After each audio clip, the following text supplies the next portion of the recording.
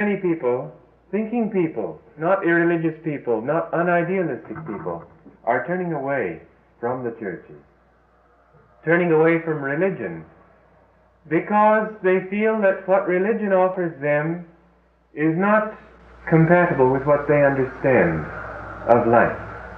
It's a sad thing, because the real and eternal purpose of religion is to turn people toward higher ideals, toward a greater realization and fulfillment of life.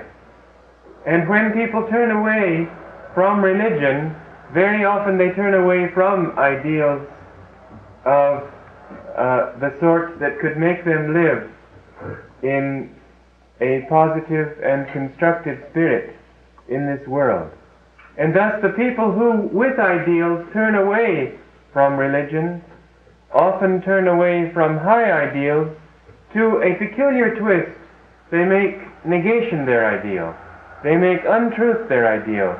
They make a looseness of morals their ideal.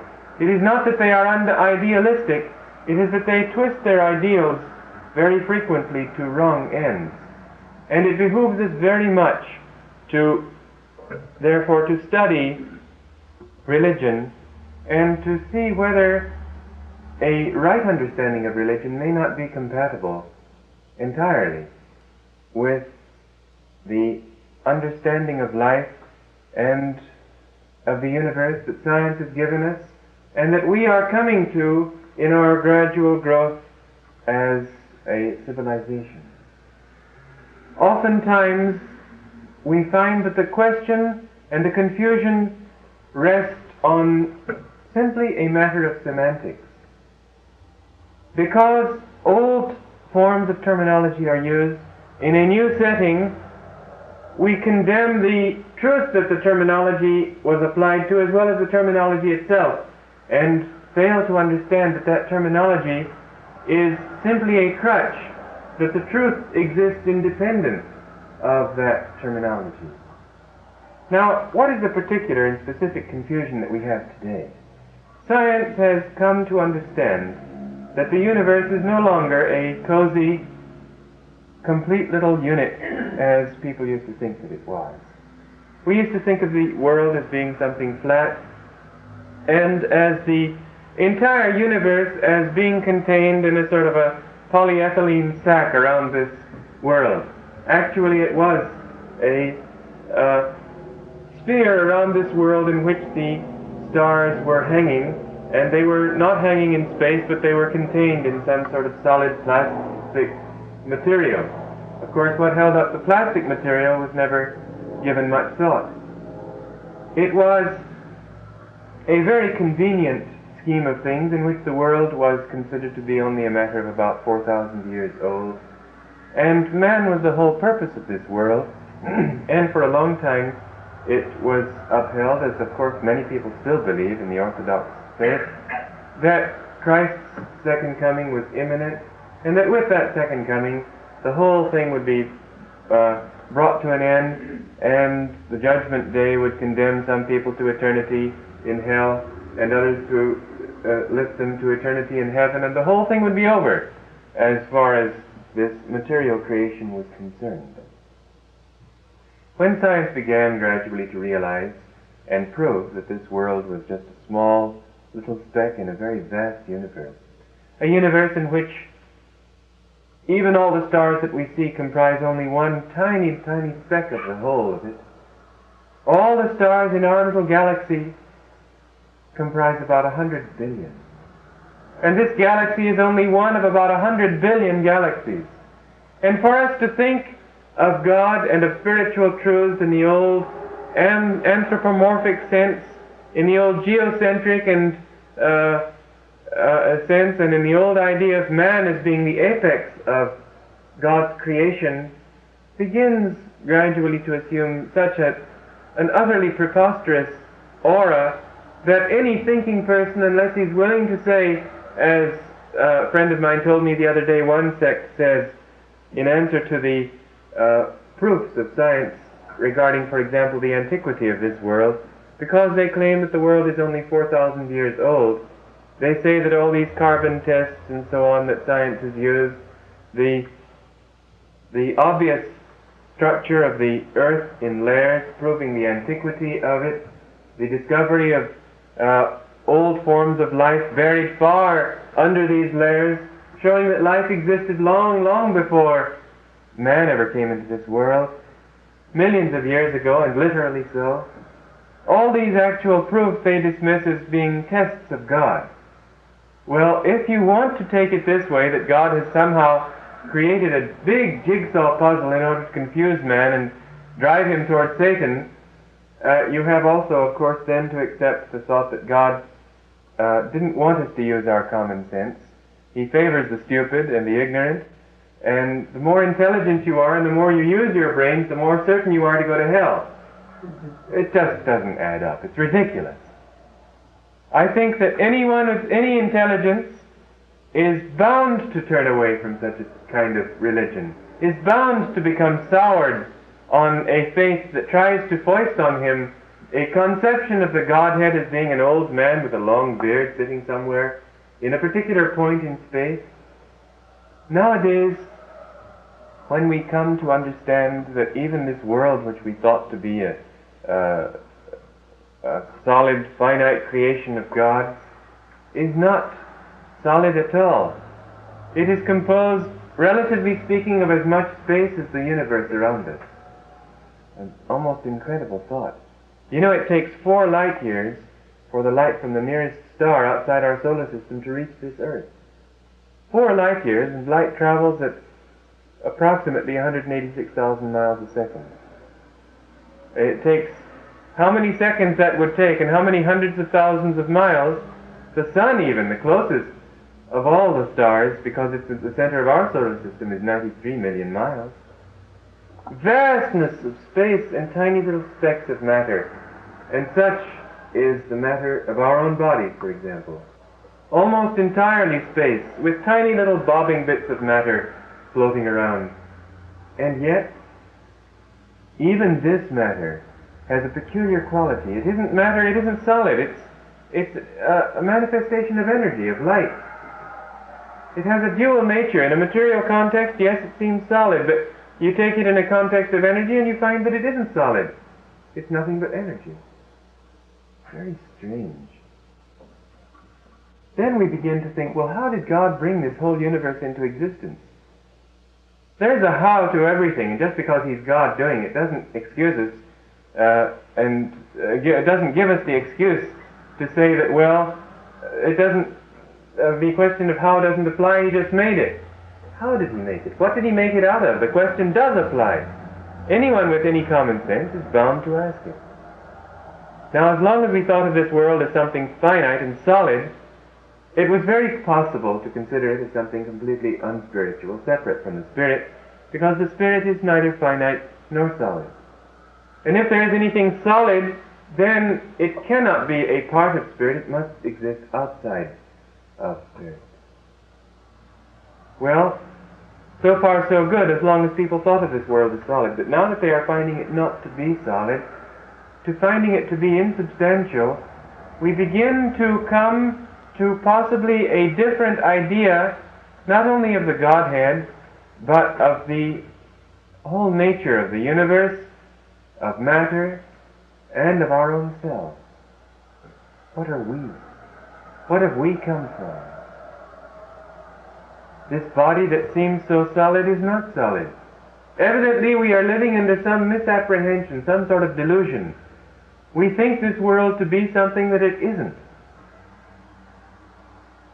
The Indian scriptures, the Hindu scriptures, have described the whole universe as coming into existence out of God's consciousness. Everything, they say, is a dream of His great thought, His great consciousness. Now, this seems quite possible. On the one hand, if a carpenter is going to make a table, he'll have to go out and buy buy the wood and so on, the materials with which to make the table. But if we posit in the first place the possibility, at least, of there being a Godhead, before everything came into existence, what was there? There could have been only one, that one Spirit. And if so, what did that Spirit do to create this universe? Out of what did He bring it? The only logical explanation, if you accept any idea of a Godhead at all, which of course can be discussed, certainly, but if you do, then the only possibility is that He brought it out of His consciousness. Now it's a possibility, but let's see how it stands up under analysis. When we dream at night, our consciousness begins to assume the form of thoughts. Now what happens to those thoughts? They begin, by the projection of energy, to assume form, color perhaps, movement.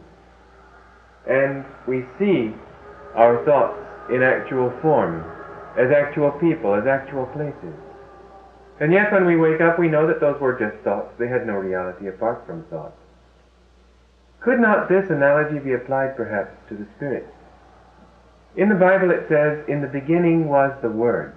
Now if there was nothing except Spirit, then what voice did God have to speak with? What word are we talking about? And yet when you use a word, you set into motion a certain vibration. And science tells us that this whole universe exists in a state of vibration. Everything is in movement. And because of this movement you have the manifestation of light. Light is the direct result of vibration. Without vibration there could not be light. All right then, if this is true, and it's possibly true, then we may say that God's still consciousness vibrated, and those vibrations assumed first of all the form of thoughts. And those thoughts assumed the form of light as they became more vibrant, grosser you might put it. And then that light became vibrated still more grossly in the form of matter. And that this matter has no actual reality except as light. That light has no actual reality except as consciousness, as thoughts. And those thoughts have no reality except as manifestations of that one great, still consciousness of the Spirit. Now you know this is a very interesting thing, because we have been thinking in the West of consciousness as evolving out of matter. Now that we understand that matter doesn't exist, it has thrown all our thinking out of gear, and there are all kinds of departments of life that are completely unrelated to one another, owing to the fact that they no longer can see how everything fits together. You have to think in one context or another, but you cannot, at least according to the present way of thinking, you cannot tie these various fields of thought into one pattern. And yet, you have only to turn it just the opposite way and say that matter evolved out of consciousness, and you will see that everything then suddenly fits into place. There is no contradiction any longer then between art, science and religion, faith and reason. All of these things, I can't go into these things in detail today, but all of them can be tied into one compatible whole. Now one of the things that cause people, scientists as well, to accept one theory over another is its beauty, its inherent perfection. It just appeals to one's aesthetic sense. Certainly this idea does appeal to one's aesthetic sense. It appeals to one's reason also. It's not something that can be proved. You can never prove something infinite with the use of finite words. You can never prove something eternal with the use of just temporal thoughts. The Sankhya philosophy of India has an aphorism that has often been considered atheistical. It says, God is not proved. You cannot prove God rationally. That's why there are plenty of very intelligent atheists. And yet, if we look at it another way, there are plenty of scientific axioms that can be proved only in one way, that they answer more questions than an alternate theory does. That's as far as their proofs actually go. Again and again, the scientific proof that was considered to be a proof has been overturned when it was found that there was a broader theory that encompassed a fuller view of the universe. Take, for example, Euclid's geometry. Euclidean geometry deals in terms of planes, of flat, straight lines, and so on. Well, These were all right as long as we dealt with small areas, with the concept of a flat world. But there came a time when people began to find that this world is round, and that the whole universe tends to follow a sort of spherical pattern, such that space itself nowadays is considered to be curved. How you can consider something empty to be curved, of course, is a problem. But it is considered so by advanced scientists and mathematicians.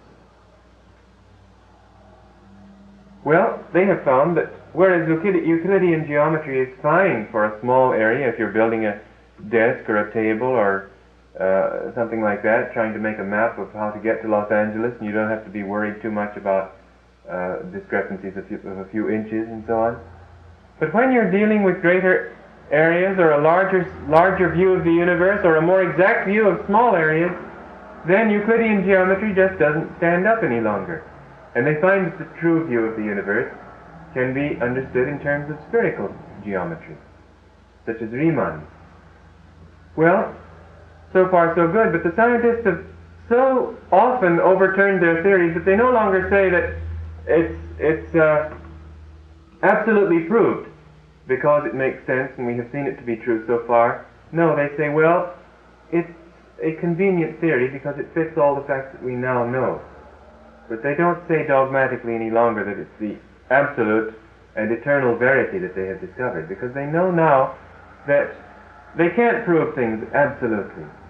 Nothing can be proved absolutely.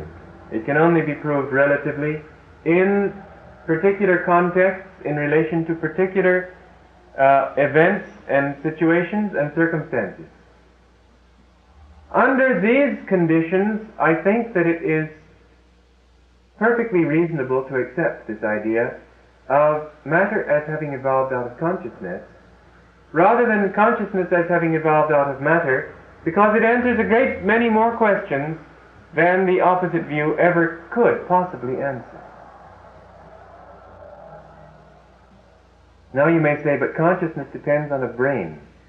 No, it doesn't. There have been plenty of indications that consciousness exists in plant life. Consciousness of a type, the ability to respond to stimuli of various kinds. Take those plants out there in the hallway. They turn towards the door. All of the leaves are turned towards the door because the light comes in through the door. You turn the plants around and pretty soon you'll see that those leaves are again turned towards the door. Well, you may say that's photosynthesis, but something in life seems somehow always to be directed in an intelligent way. And we see that where there is a lack of intelligence, the thing dies out. In fact, if everything is chaotic and there is no reason in anything or no intelligence in anything, why is it that we always and instinctively understand that only our most intelligent scientists can hope to understand the secrets of even inanimate matter? If there's no intelligence there anyway, then why not set any more onto the job? No, it takes intelligence to understand it, because there is intelligence somehow present. There is somehow an intelligent pattern, and we know that it's there, somehow to be drawn out of nature, and we apply the greatest common sense and intelligence we can use to try to ferret it out. Consciousness is not necessarily dependent upon this brain. Consciousness evolves the brain. This is the way this particular outlook would go. Consciousness longed to experience light, and therefore it evolved into higher forms of expression so that it could see light. Do you know that the eye, if we think of this universe in terms of only natural evolution, it's very interesting to consider. For example, the eye of the octopus is in every way like our eye. It has an iris, a cornea, it has a lid, it has a pupil. It follows all the basic rules that our eyes follow and looks like our eye. And yet it evolved by an entirely separate line of evolution. There was no connection between the line of evolution that developed the eye in the octopus and the evolution that developed the eye in man. Doesn't it look as if there's some sort of intelligence at the controls? Something that guides us? I ask the question. I can't prove it. It just makes more sense to my mind. The other answer makes no sense at all. But if we get right down to it, there is only one thing that we know of the universe. One thing. Consciousness. We don't know that there's a world around us, but we know that we are able to perceive something. We are aware of our perception of the world rather than of the world itself. A scientist is aware of his ability to analyze the universe rather than of the universe itself. Our ability to analyze, our awareness of the need to analyze, rather, let us say, our awareness. It is this and this only that man knows. Apart from that, everything is inferred. And if this be the case, then it seems to me that on the bedrock of consciousness we should build our cosmogony rather than on the bedrock of something that we know now isn't solid anyway. Something that we try to freeze in a fixed position when we know anyway that it's in a constant state of flux. This is an unrealistic attitude, unrealistic approach. All right then, now let's come down to this idea of the Godhead as it is expressed in the Scriptures, and to see whether we can't somehow tie it down to science. In the Catholic dictionary, encyclopedia rather, by McGovern, they speak of Christ as being light from light, begotten, not made, as creatures are. In other words, the difference, according to that theory, is that Christ was made out of the light of God. He was that light from light. Whereas we are creatures made separate from God, irrevocably, eternally, outside of Him. In the relation to Him perhaps as adopted children, whereas Christ was the actual Son of God. This is the way people look at it.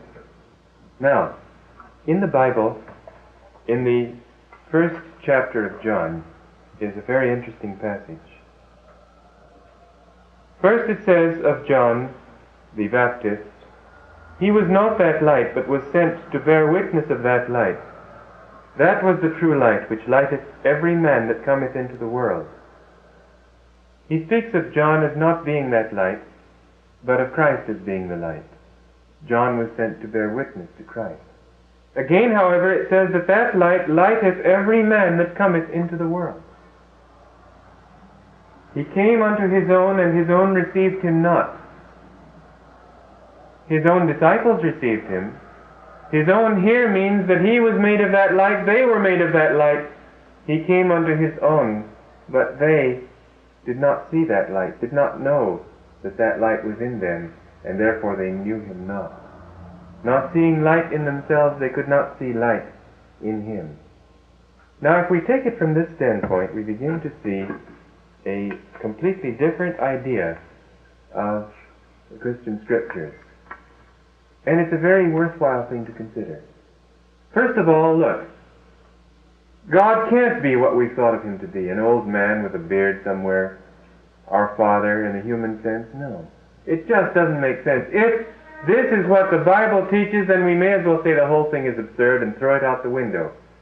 But if we are going to take a scientific view of the Bible, in the sense that science is judged by the effects of its theories, then we are to say that the Bible has had a very wholesome effect on many lives, and there must be some truth there at least. Therefore it would be at least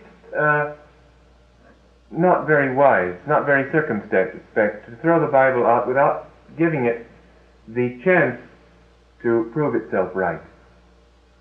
Now, if we're going to take it in this way, let us say that the Bible was right and we have misunderstood it.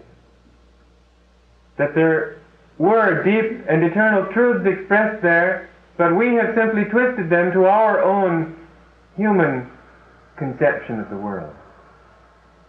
All right, if we take it this way, then we must say that perhaps the Bible doesn't think of God, didn't mean that God was just a man, just a heavenly Father.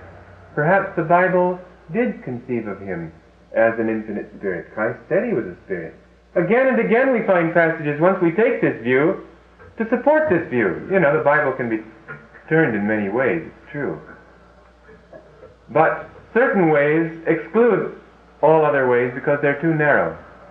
Other ways include all other ways because they're broad. And this broad view doesn't exclude any others, rather it includes all the various orthodox views as well on their own limited terms. It doesn't say God can't be personal, because if out of God you and I have come, then God is being personal through you and through me, at least right now. I'm one person talking to you, as each of you one person. In that sense, God can be conceived of as a person too, as having such an omnipresent consciousness that, you know, infinity is infinitely small as well as infinitely large. And if we conceive of the Spirit as infinite, we can conceive of the Spirit as being also able to take an interest in each atom of its creation as well as a general interest in everything. We can look at it this way. If we do, we can conceive of God as a Spirit, God the Father as being something without form and void, as the Bible itself says in the book of Genesis. All right then. If this is so, then we have to ask the question, what about the Son? If the Father is to be conceived of in a completely different sense from what we've usually had, wouldn't it be wise also to think of the Son as something quite different from just this one man who lived in a physical body for 33 years, in a tiny corner in this world, virtually unknown even in his own lifetime? Could it not be rather that the Son is a vast spiritual and vast aspect of that Godhead? God as the Father would then be seen as the Spirit beyond creation, out of which creation has come. And the Son could be conceived of as his manifestation in creation, all throughout creation. If we think of that, then we can say that that's why he's his only begotten Son, because he's everywhere in creation. There can't be two because he's all already. But then you can't identify that, limit it rather, to one man. Then you have to say that Jesus expressed that consciousness, rather than Jesus the man was that consciousness. Now, is this blasphemy? Well, let's get into it a little further. It isn't blasphemy, of course, because rather than limiting Christ, it expands him. Rather than making him small, it makes him infinite. That's hardly blasphemy. But let's get into it a little further. Jesus, in the Bible, uses... You know, if you read the Bible from a standpoint of the Indian scriptures, it's a very interesting experience, because there you find the same thing as in the Bible, this dichotomy between two I's. I, the pronoun, not I, the organ of vision. There you find many expressions where the prophets are saying, I am the infinite itself. On me the whole universe exists, and all lives exist just as pearls on a garland. I existed before the whole universe existed, and I shall continue to exist after the universe has ceased to exist. I am the infinite, I am Brahman, I am Spirit. Shivoham, Soham. Again and again and again you find throughout the scriptures of India, sage after sage, having attained this state of enlightenment, uses the pronoun I not to refer to his personality, to his ego, to his body. As a matter of fact, there are many saints, there are at least two in this century that I know of, Ananda and Swami Ramdas, never use the pronoun I when speaking of themselves. Ramdas, for example, you'll read in his books, there are some for sale there on the book table. He came to this country and I had a chance to meet him, and he was a wonderful soul. But he never would say I. He would say Ramdas went downtown yesterday. Because he doesn't want to limit himself to this thought that I am just this one little body, Ramdas. Now, if we read this, then we read the Bible, and we see that Christ spoke of such things as before Abraham was, I am the way, the truth, and the life, I and my Father are one, and these constant references to the pronoun I, we come to see that the Hindu would automatically understand that Christ didn't refer to the little boy Jesus, the little person Jesus. but that he referred to that infinite consciousness, because it's completely in the tradition of the Oriental thought that existed long before Jesus came into this world. Jesus used two expressions. Son of Man referred to his body that was born of his parents. Son of God referred to his identity with the infinite Spirit, his realization that he was that Spirit rather than just this little body, that Spirit had become this body, but that he had no reality except as the Spirit. He said, for example, whosoever speaketh a word against the Son of Man, it shall be forgiven him. This is in Matthew 12:32. But in John 3:36, what does he say? Of the person who doesn't believe the Son of God, he said, the wrath of God abideth in him. What does this mean? If you don't believe the divinity of your own self, you are out of that divinity. If you don't believe the divinity of the Son of God, not only in Jesus, if you deny God in anything, you deny God. You have to realize that God is in everything and in yourself also. But if you deny that divinity in any one where it is manifest, you are denying to that extent the divinity itself. This is the meaning here. All right. And then again Jesus says, why callest thou me good? There is one that is good, namely God. And yet he turns around and he says, I am the way, the truth, and the life. Contradiction if you think of the pronoun I as being identified only with Jesus. If he is the way, the truth, and the life, he is God, and why should he criticize somebody for calling him good? You see? There was constantly throughout his mission this dichotomy between man and the infinite that was expressed in man. As a man, how can man express the fullness of perfection, the fullness of divinity? Christ as a man was a man. But Christ was also aware that he was not a man. He was the infinite itself. And as that, he was the way, the truth, and the life. Now when people accused him of blasphemy for calling himself the Son of God, what was his answer? Did he say that you'd jolly well better believe me or you'll go to hell? Did he say that Christ is going to stand up on a cloud and tell you this is so? He didn't use any form of such self-justification, but he turned it just the opposite way. He said, is it not written in your law, I said, ye are God. He says, I am this because you are this. And the law says it.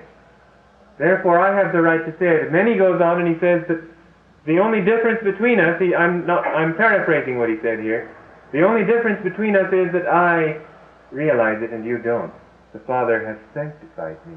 This is how he puts it. You see the difference? We are all children of God, but we don't realize our sonship. We don't see the Spirit within us. We look in a mirror and all we see is the moods, the selfishness, the egotism that make up our humanity. But the scriptures of all the religions say that if we could rise above this, if we could understand that we are not this little ego, then we would come to understand that there has never been anything but God. There has never been anything but that infinite Spirit. And we have no existence apart from that. Does it mean that we drown ourselves in that? No. We expand ourselves into that. We find fulfillment in that. This is the idea. Well, let's go on. Jesus said, if God were your Father, you would love me, for I proceeded forth and came from God. But ye are of your father, the devil. He's saying that they're not the children of God here. Why? Because they don't realize what he was, what they themselves were. Obviously, to be really the children of God, we have to become spiritualized and to know God as our Father. Jesus spoke of himself as the child of God only because he had become spiritualized. He didn't say that we are not the children of God because we can't become spiritualized, only because we have not yet attained that apotheosis. Now, in the first epistle of John, the 5th chapter, the 12th verse, we read, he that hath the Son hath life, and he that hath not the Son of God hath not life. Usually people put the whole emphasis here on having the Son of God, and don't realize that this actually gives us a means of testing whether we have that sun or not. That is to say, if you've got the sun, you have life. If you don't have life. Now what does it mean, life? We've all got life to a certain extent. What kind of life is it? People yawn at everything, they go to work reluctantly, they do everything in a spirit of unwillingness, they have no enthusiasm, they have no real joy, they live constantly for the hope of some happiness around the corner. They haven't got this present tense joy that is the joy of the Spirit. If eternity is the reality, time is relative. And a consciousness of the Spirit means having this eternal joy and satisfaction right now, not sometime in the future when we fulfill various desires. God is the God of the eternal now. To have life means to have this life right now, not after we've paid our income tax and got ourselves a new car. People are looking for their life in the future, or missing a life that they had in the past. How many are able to live absolutely and wholly right now? Scientists tell us that we are able to utilize only about, some say 7% of our potential brain power. We are not living. We are like machines that are operating on only one cylinder. We must learn how to function on all cylinders. We must learn how to get all our faculties gathered to one point and utilize them wholly in everything that we do. And how many people do we see that have this kind of vital aliveness, vital awareness of the world around them? When we meet people that have a little bit of it, we are inspired because we see it so seldom. Now the proof of having the sun is that you have light. And if we meet living mystics and men of great God realization, I've had this opportunity, some of you perhaps have had too, you will see that uniformly in their lives there is this light. There is constantly a sense of joy, a sense of awareness, a sense of the beauty, the dynamic wonder of the universe. And it's something that they have with them all the time. You can say that the difference between them and the average human being is that they have life. By contrast with the state of consciousness that average man has, they are dead. Average man is dead and the mystic is alive. A man who is vitally living in the present tense is constantly so. Every atom of his being seems vibrant with this vitality. Now we may say that we haven't got the sun unless we have this light. And just to say that I am converted a Christian and I accept Christ, we may accept Christ, but has Christ accepted us? Is the question. We have to become like Him. We have to follow truly in His footsteps. And the proof of whether we have Him or not is whether we have that light. There are plenty of people who were never Christians, who perhaps never heard of Jesus, who yet have this life, and they may therefore be said to have the Son of God, according to this scriptural testimony. There are many passages in the Bible that support this view. In Romans chapter 8, verses 16 and 17, we read, "The Spirit itself beareth witness with our spirit, that we are the children of God. And if children, then heirs, heirs of God, and joint heirs with Christ." And Romans 8:14 says, "For as many as are led of the Spirit of God, they are the sons of God." And again in the first epistle of John, the 3rd chapter, verse number 1, "Behold, what manner of love the Father hath bestowed on us, that we should be called the sons of God." Again and again we see such passages in the Bible. St. Paul says in 1 Corinthians chapter 2, verse 18, "Incredible as it may sound, we who are spiritual have the very thoughts of Christ." And again he says, let's see.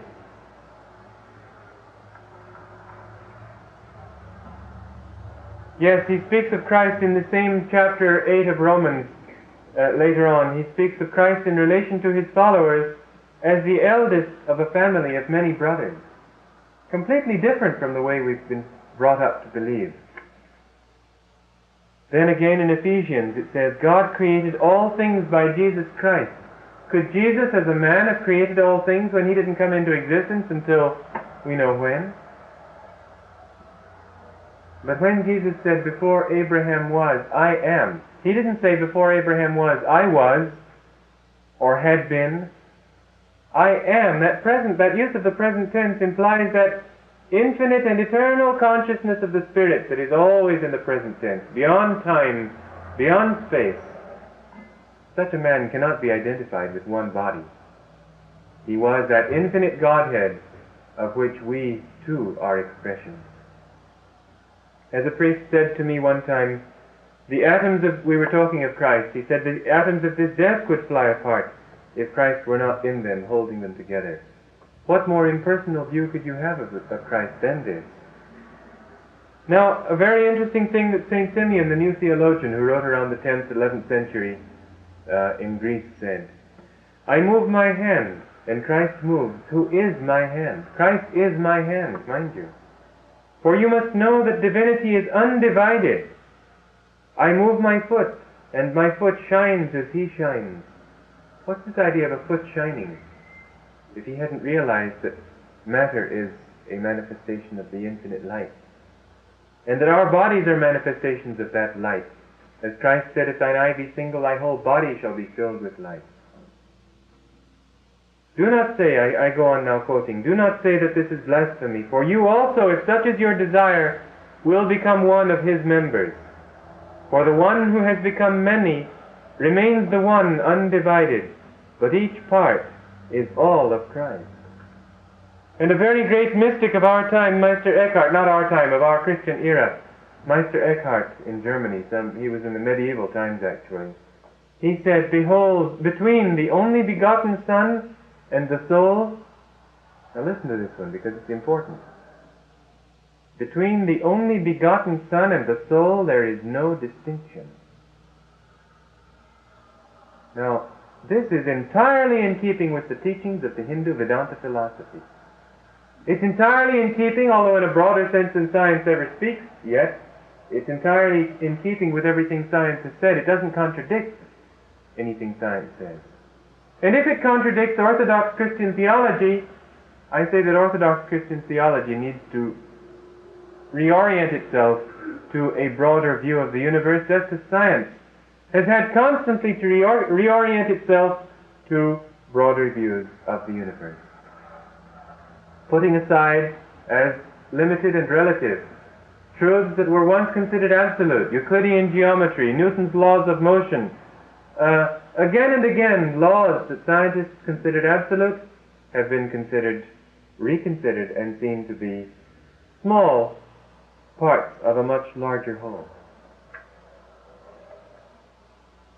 Christ says in Luke 6:40, everyone that is perfect shall be as his master.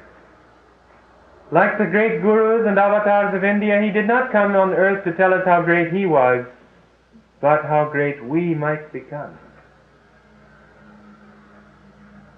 We must become as our master. Such was the idea. When he said, I and my Father are one, he was not saying anything different from the words of Swami Shankara in India when he said, I am he, meaning I am Spirit. And what is this idea then of the oneness of Christ? That we too are Christ. The only difference between us and Jesus is that we don't know it, whereas he did know it. Self-realization means to, well, as it was defined by Paramahansa Yogananda, self-realization is the knowing in all parts of body, mind, and soul that you are now in possession of the kingdom of God, that you do not have to pray that it come to you, that God's omnipresence is your omnipresence, and all that you need to do is improve your knowing. We have nothing to achieve, nothing to acquire, nothing to accomplish, except a greater realization of that which we already are. We are gods. We are manifestations of the infinite itself. And if we limit ourselves to this little tiny dust speck of our own humanity and ego, the more shame us, the more shame upon us. We have identified ourselves with one little atom of the universe and failed to realize that we are the infinite itself. Well, let's look at it in one more way. We can never know completely the secrets of even one atom.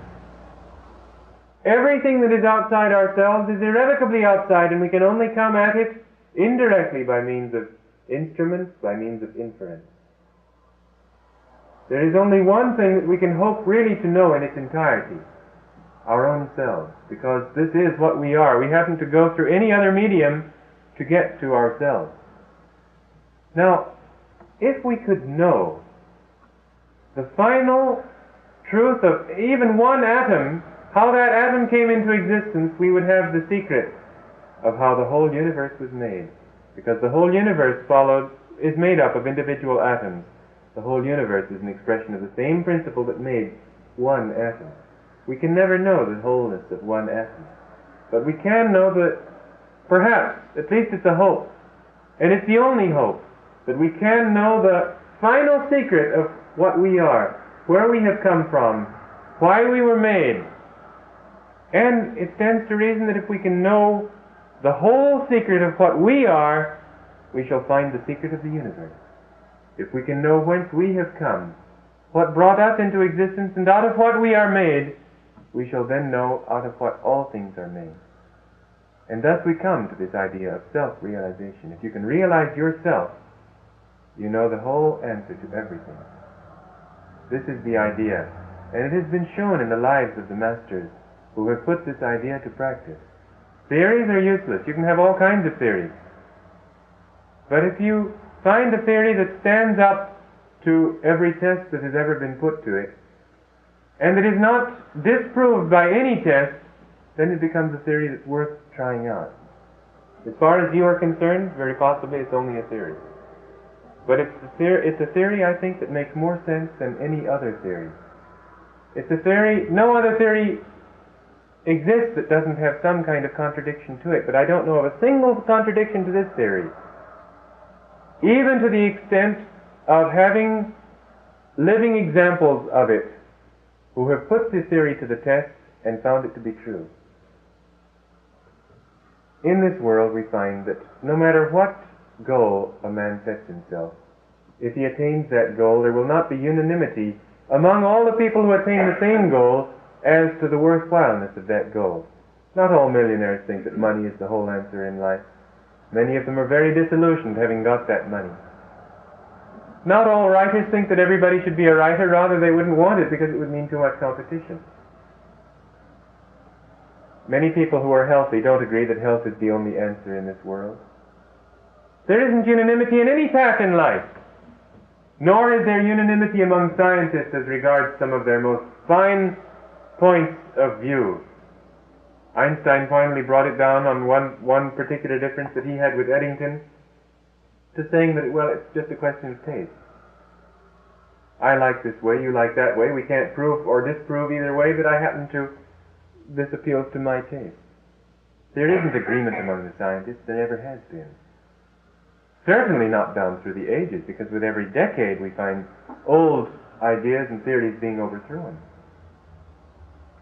But there is unanimity among the mystics, and this is the marvelous thing about it, that down through the ages, in every country, in every culture, people who were illiterate, people who knew nothing even about their own cultures, certainly nothing about other people's cultures, have yet expressed themselves, often in the same words, and expressed the same truth. There has never been any contradiction among them.